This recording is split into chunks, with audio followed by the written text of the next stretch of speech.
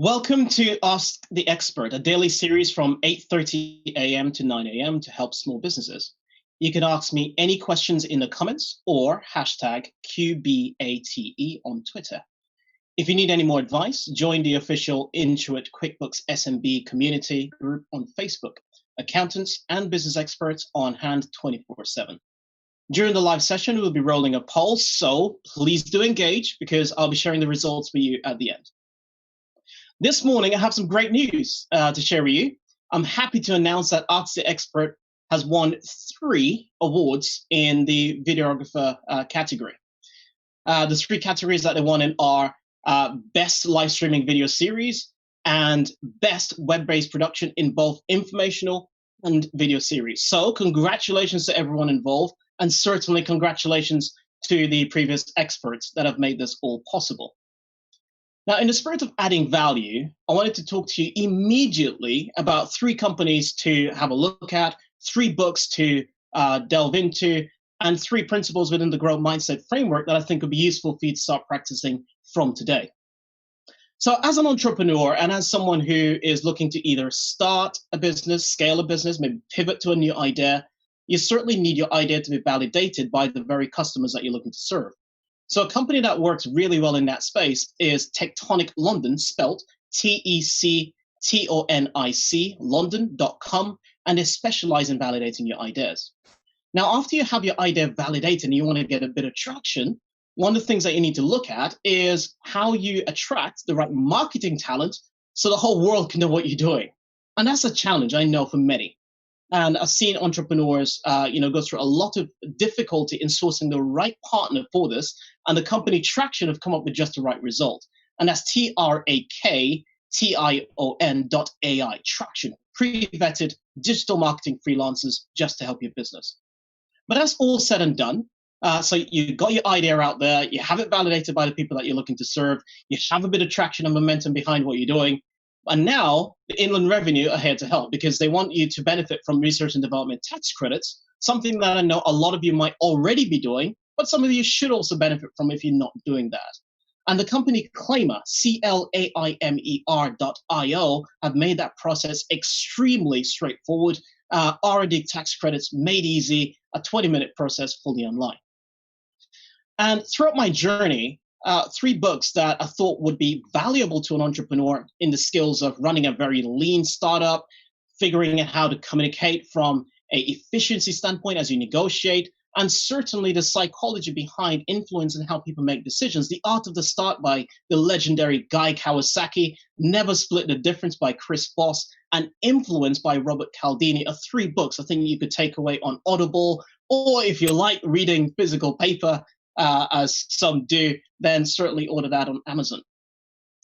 Now, in the mindset of growth, I thought that there'd be 3 things that could be quite useful to start practicing and thinking about certainly from today. So when I speak to entrepreneurs, one of the things that they often say to me when I ask, what's your plans for next year? What are your growth plans? What are your aspirations? They'll respond to me and say, in an ideal world, or if I had a magic wand, these are some of the things that I would do. So how about having your magic wand to mind? Have the top 3 things that you could start thinking, if someone asks me the question, I'm able to respond to them straight away, because someone might just be at hand to help you today. The other thing is to partner with non-competing companies. So individuals that may share your values, share your vision. Now, what do I mean by that? Let's say, for example, you started a healthy eating app. You may have a situation that you may reach out to someone who specializes in, let's say, an exercise blog, and they have a wide community of people who support them. Now, that type of individual is very likely to support you because it's a situation that they're the type of things that their members require. Of course, if they're into exercise, they want to eat healthy. And that person may decide to help you for free. So it's a great way of expanding your brand, expanding your business without necessarily spending a lot of money by just having symbiotic relationships. And I love this one. Answer a big question. The bigger the question, the bigger the resolve that you have in terms of the ability to address an addressable market. Because the bigger the question, the more people will be interested to use your product or service. The more people that use that, the faster you grow. The faster you grow, the easier it is to raise money. And the easier it is to raise money, the more you could continue expanding your idea, your passion. And this series, in terms of it certainly helped in terms of creating big sleep, exercise, vacationing at home, making it easier to work from home, etc. Now, in terms of a bit about myself, I'm from a small island nation of Montserrat, better known for the Beatles, as they recorded there. We have a live volcano, and more recently, is pursued to be one of the first countries in the Caribbean to be fully green. And as I reflect on my past, the three notable institutions that have had a positive impact on my life would be Imperial College London, where I read my master's in aerospace, J.H. Fleming's. I'm proud to be part of that team today, the financial home for entrepreneurs, and Cornerstone, an angel investment fund that focuses on investing in the Bain community. And over the last decade, I've had the privilege of helping individuals develop ideas, helping entrepreneurs refine, scale, and subsequently exit their business, of course, managing the tax positions along the way, and helping people define their ikigai. Because once you start defining that, the things you love, the things you think the world needs, the things you're good at, the things you get paid to do, the more passion you could have in your business, the more value you could bring to the table in terms of what you're looking to do. And as I think back through my personal history, I think of three things. I think of rejection and failure. I think of leaving things better than you found them. And I think of freedom of thought. And as it relates to rejection and failure, it brings me my mind back to the time when I was just finishing my A-levels, topical today, and I was applying for university. I applied for Cambridge at the time, and I remember many months passed. I got my offer letter to come for an interview, that is, and the day before I had tonsillitis, and the most I could do was smile. But true to form, I went. I took the challenge, I went down, and they were asking all sorts of complex questions down at Pembroke. And I couldn't answer. The most I could do was smile. And of course, I didn't get it. And several weeks after that, I then had an offer from Imperial to come for an interview. Similar thing, but with a twist happened. So I went, and I expected all these physics questions and questions around math, etc., as I was applying for engineering. But they decided to ask me a question about how many golf balls could fit in a Boeing 747. Or how many times could you stretch a particular elastic band around the world? I had no idea how to go about answering these questions. And after getting a letter of rejection, I then went about being myself. I wrote an email, I made a few calls, I sent in a letter, and they gave me another chance. And I got an offer, but A-level results came the day that many are waiting for. And on that day, I did not make the grade. So I called again and asked for one more chance. Just give me one term to prove myself. And 4 years later, I graduated with a master's in engineering. And in terms of leaving things better than you found them is a principle that we practice at Cornerstone. It's a personal principle to me. So at Cornerstone Partners, when a company comes in to pitch to us to present a new idea, one of the things we have in mind every single time is how could we impart value? How could we give them something to leave it, be it network, helping refining the idea, access to market, whatever it may be. Make sure you leave things better than you found them. That could be a home, a relationship. It could be your business, whatever it is. And the final thing in terms of freedom of thought takes me back to my childhood, a 6-year-old at an airport waving to their mom as she will taxi down the runway in a plane as she went off to college in Trinidad, the southern part of the region. And the moment that sticks in my mind is the moment when the aircraft, I could hear it revving just behind the control tower. I can hear it taxiing down the runway. And that moment just before takeoff is the moment that sticks in my mind, because that's the moment of absolute freedom, the freedom to fly, the freedom to do anything. And you could do that in your mind, but very few of us choose to do so. So I'll encourage all of you today to please ignore this fast lane of the status quo. It's certainly overrated, because most of you on this call, I'm sure, are destined for a lot more than that. And I already see quite a few questions coming through. I would not necessarily be able to cover every single question today, but one thing I could promise you is that I will be responding to all your questions, be that via the messaging tools that you're using right now or via LinkedIn. You can reach out directly to me. I will be coming back to you totally. So the first question I'm seeing here is Ryan from Facebook Messenger. And it says, do you think you need to have a certain mindset or character to overcome failures when you're trying to succeed in business? I love that question, Ryan. I think you need to be persistent. I think you need to be willing to be knocked down and try again, because if you could do that, you would then be able to wear the badge of an expert. Experts are individuals who had loads of failures and got up more than everyone else. Another question here from Leo from Instagram DM. Hi there. When helping your clients develop their business ideas, what do you think is the most important have top of mind to ensure that they're successful? I think the most important thing for me is people. So I believe in people, and I personally invest into people. So when I have a client that has a great idea, and if it's not good and we can refine it, I would do my best to help. Is how you bring the resources together. So if you think about some core ingredients a business need, if it's a tech business, you're going to need someone who's technical to develop the idea. They may not have that person. I might do, or someone I know may do. You're going to need other people to know about it in terms of marketing. So the partnership type arrangement, I work very closely with some of the top accountancy firms in the UK, some of the top law firms. Just use the resources we have to network. But I think people, for me, is the most important thing. The questions are coming through thick. I love it. Kurt from Twitter DM. Hello, Royden. Do you have any advice with staying ahead of the curve as a small business, as more and more of us are getting back to work and competition is fierce? Yes, I do. I think it's very important to think 10 to 20 years ahead. Think about where the world would be that far ahead. Because one of the things, if you look now at the companies that done well during the COVID period, you'll realize those are the companies that either had really good logistics in place because they were thinking ahead. Those are the companies that had really good systems in place. So working remotely, they could switch on straight away. So just go at home, the system's already set for that. And try your level best to think about, are you adding value to your target customer? So I would actually reach out to my customer base and ask them, what are the things that you really love about what we do? I know we have a lot of competition, but what do you love about us? And as you're one of our loyal members or customers, or however you phrase it, what could we be doing better?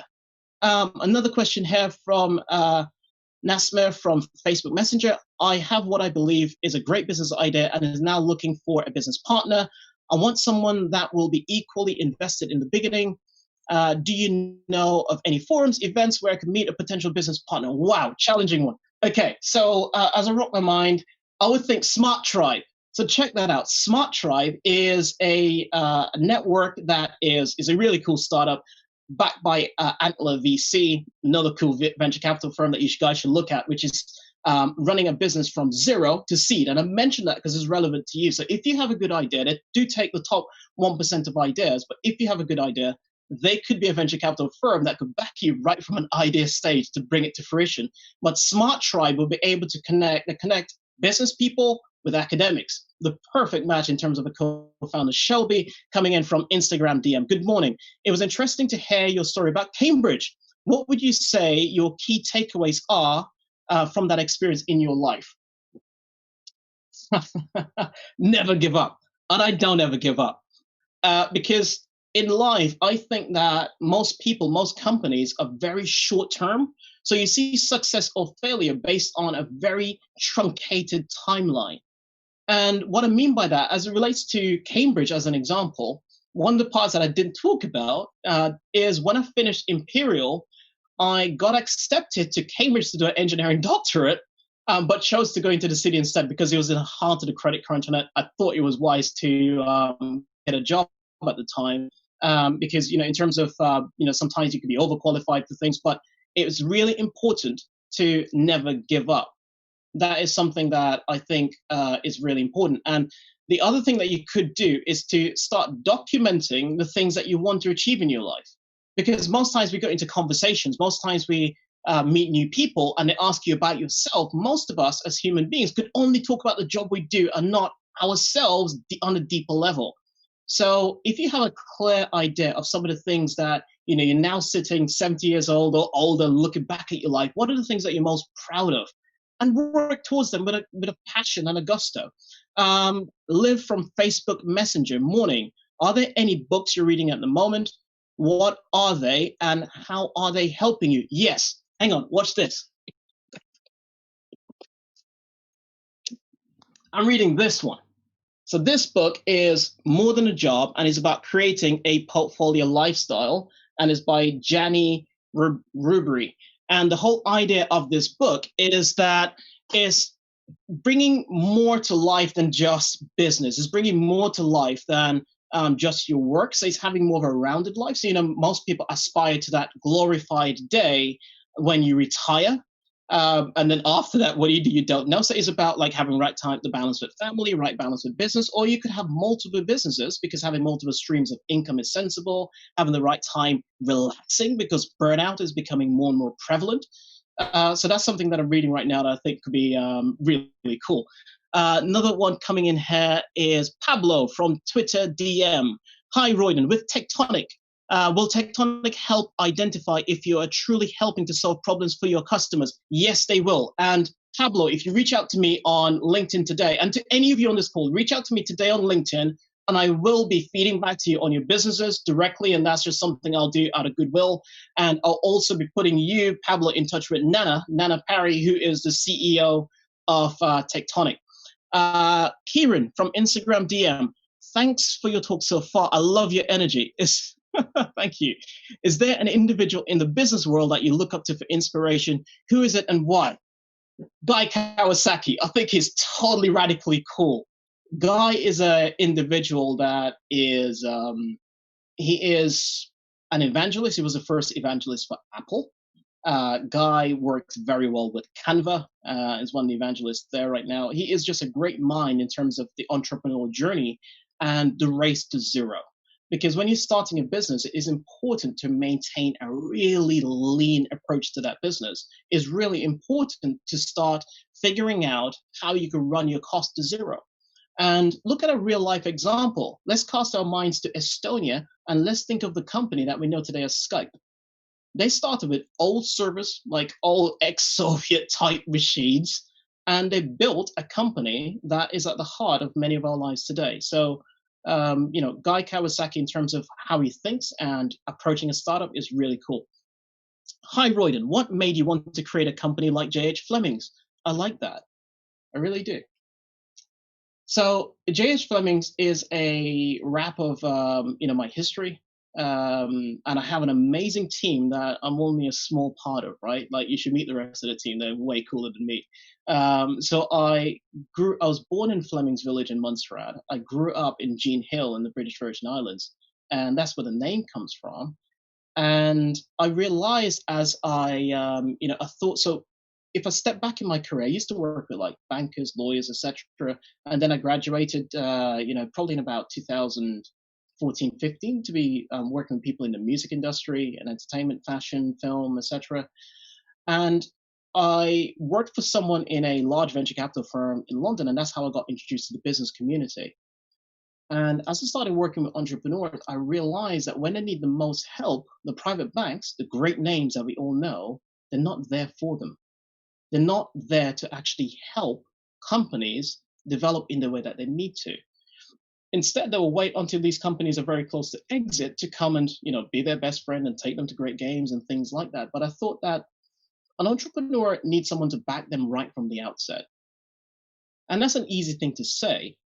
It's an easy thing for many people to say. But in terms of practical reality, one of the things that we do on a daily basis, besides the normal stuff, like sorting out people's pensions and ISAs and the standard things, if a company needs funding, we will put them in touch with venture capital individuals we know, angel investors that we know, private equity companies that we know, depend on their stage. And these are companies that trust our opinion.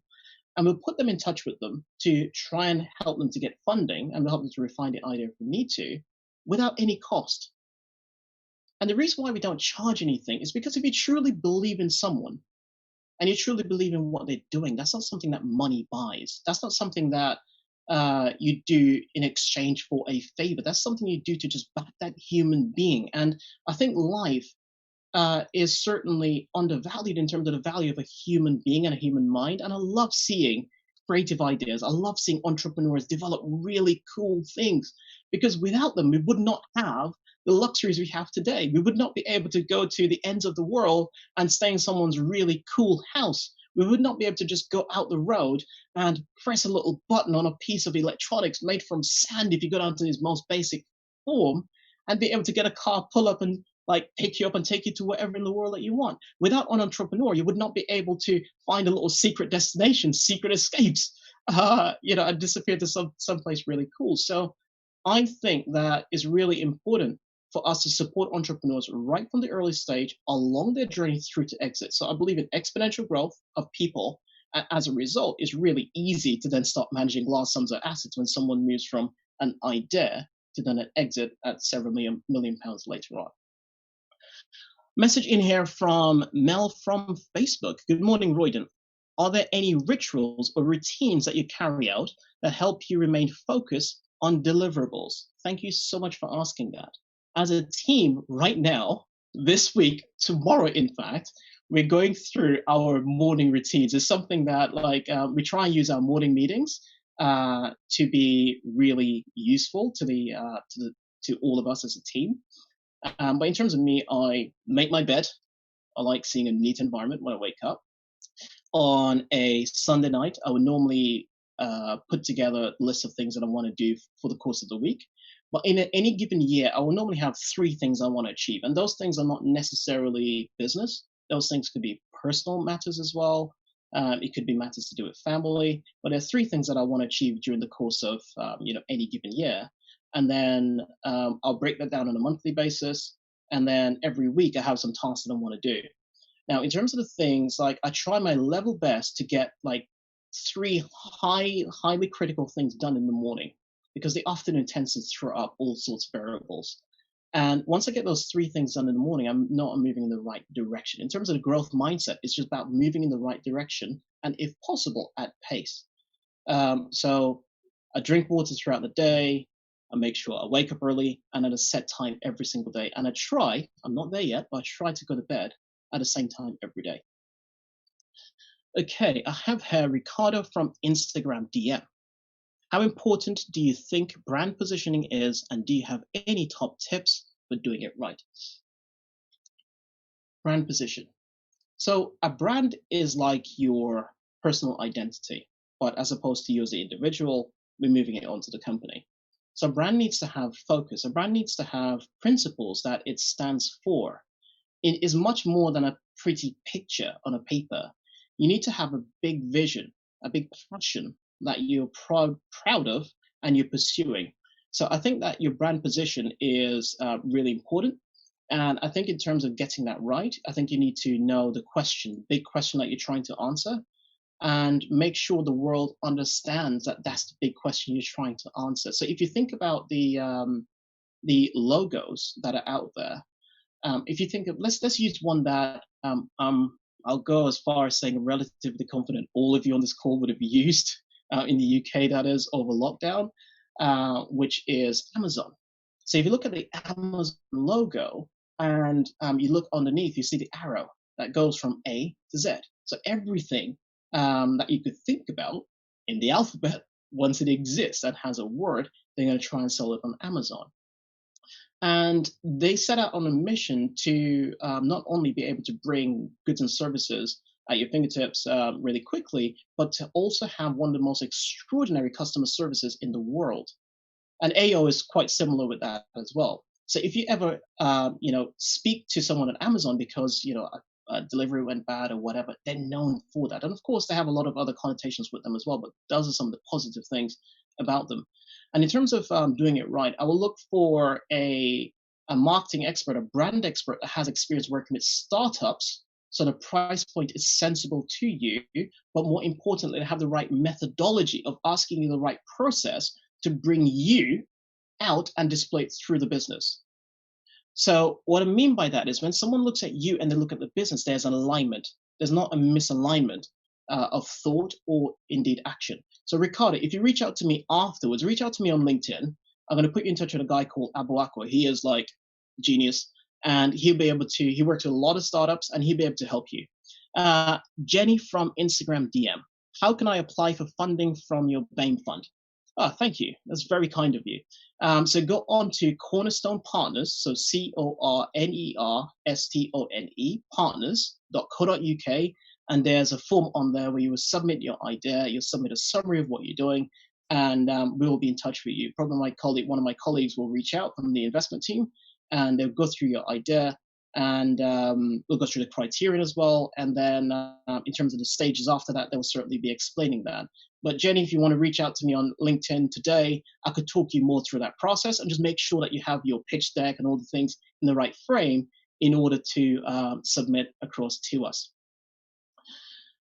Simon from Twitter DM, what is your favorite business investment to date? Okay, fine, I'll accept your challenge. So my favorite one is a business that we're still working on, actually. It's a business that I'm working on for a client of ours. So one of the things that we do is to develop ideas as well. So a client of ours may have, because we cover entrepreneurs and sometimes serial entrepreneurs, they may have some ideas that they want to get off the ground, and we'll build them in-house and then help them to launch the idea into the actual world once they have the resources to do so. And I'm working on a new jewelry brand. So it's sort of like mid-market jewelry brand. It looks really cool, and is able to repel insects and mosquitoes and stuff because it has integrated essential oils. So it's a really smart, piece of jewelry, but it's functional. So it's beautiful, but is also practical. So I really like that business. Another business that, actually, a business that Cornerstone invested into is Tectonic, and I spoke to you about Tectonic. And I love the business because I love the founder and I really love the team. Poppy from Facebook Messenger, would you ever go back to university to learn something? Yes, I would, but not to learn a subject, learn more about people. So I always had a desire to go to Harvard or Stanford or one of those universities to collect a bigger network, because the bigger the network you have, the more impact you could have in society. And those are really cool institutions to pick up networks. So I'd love to do that. I also would love to do an MBA as well at some point. And that's to just learn more of the science of business, because I learned a lot of what I do through just practical experiences, doing enough of it over a long enough period of time. That's something that I love to do. And there are quite a few online apps that you could be using to do an MBA. So Jolt, J-O-L-T, which is the non-MBA program, teaches you all the cool tips and tricks about business for about 80 quid a month, something like that. So check it out. It's really cool. Now, poll results. This is the big thing. Cool. Poll results are in. And one of the things that we've asked is now a great time to start a new business? Okay, 50% of you said you think now's a great time to launch a new business, and 50% of you believe that it's not. Okay. So here's my challenge for you today in terms of going to look at some research. So if we think about businesses and we cast our minds way back and we go to 1929, Disney, the company that brought us Disneyland and also the Avengers, if you're into that, and it started during the Great Depression in the US. If we bring our minds forward to the 1950s, 1953, Burger King, which some of you love, some of you may not, started in 1953. CNN in 1980 was another crisis moment. But if you come forward to the credit crunch, we have Airbnb, we have Zoopla. If we bring it to the UK, we had WhatsApp, started a few years after that, 200K, now over 15 billion. We had Square, and the list could go on of companies. Revolut that started during this time, because during a time of crisis, you now have individuals that are unemployed, may have lost their jobs, and it's a tough time for many. So you have people who might have ideas that they never had, the security to try. But when that security gets taken away, you have no choice but to try it. So you have entrepreneurship of necessity rather than entrepreneurship of extravagance. And that's where some of the greatest ideas are formed. So I will challenge you today to have a growth mindset and start jotting down the ideas that you've got and start figuring out ways to execute them. And I'm more than happy to be part of that journey. So if you have any other questions, please, I'm so sorry I couldn't cover everything today. I'll really enjoy this. Get in touch with QuickBooks support team on Facebook, or reach out to myself on LinkedIn. Search for Royden Greaves, that's R-O-Y-D-E-N, surname G-R-E-A-V-E-S. And I'll get back in touch with you. And coming up on Ask the Expert tomorrow, I love this, is Georgia Toffolo. And she captures the nation's hearts when she was crowned Queen of the Jungle on I'm a Celebrity, Get Me Out of Here. Georgia regularly features on TV. She writes in magazines like Hello Magazine and the Evening Standard. And her debut book, Always Smiling, was released in 2018. So you don't want to miss this session. It's going to be amazing. And a reminder, if you need any more advice, join the official Intuit QuickBooks SMB community on Facebook. Accountants and business experts on hand 24/7 to help you. And don't forget, have a growth mindset, because living life in the fast lane of the status quo is certainly overrated. Because most of you on this call, I'm pretty sure, are destined for a lot more if you just put your mind to it. Thank you and have an amazing day. Take care.